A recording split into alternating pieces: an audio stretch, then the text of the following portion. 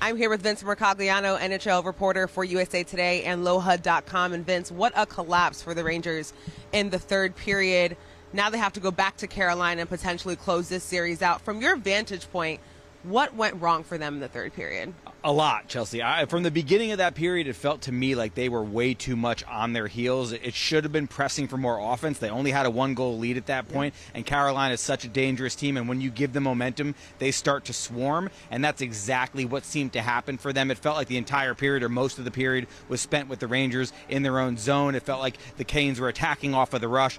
It's 3 goals in a matter of 6 minutes and 23 seconds, 4 unanswered goals in total. It just felt like once it started snowballing for the Rangers, they just couldn't get it to stop, and that was by far, I think, the most lopsided period we've seen from either team so far in this series. Yeah, but this is also the second game that they've given up at least 3 goals or more in a period. Peter Laviolette saying it wasn't just the third, though. They had a lot of chances that they gave up in the first.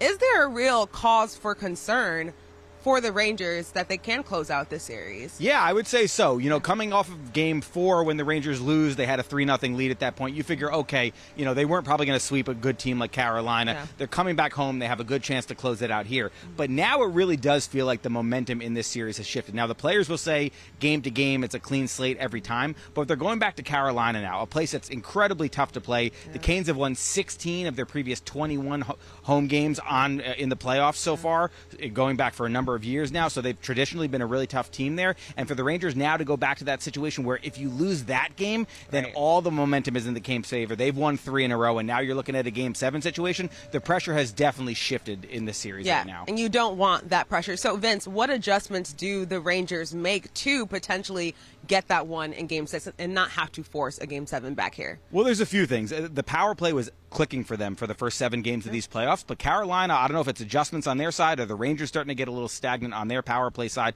but it feels like the power play just couldn't get it going. They did not look very crisp in this game tonight, so that would definitely be a concern for me moving forward. Defensively, there have been some laps for this team in the last 2 games where it feels like there's breakdowns on the back end, odd man rushes coming back against them, some costly turnovers, so I think they need to tighten up defensively. And the third thing I would say is just scoring in general. 5-on-5 offense for the Rangers has not been great in this series. This game, they were held to 0 goals at even strength, so I would really like to see them start generating a little more of an offensive push as well. Peter Laviolette saying that this group has always responded when they haven't played up to their potential. We'll see how they do respond in Game 6 on Thursday. Thank you, Vince.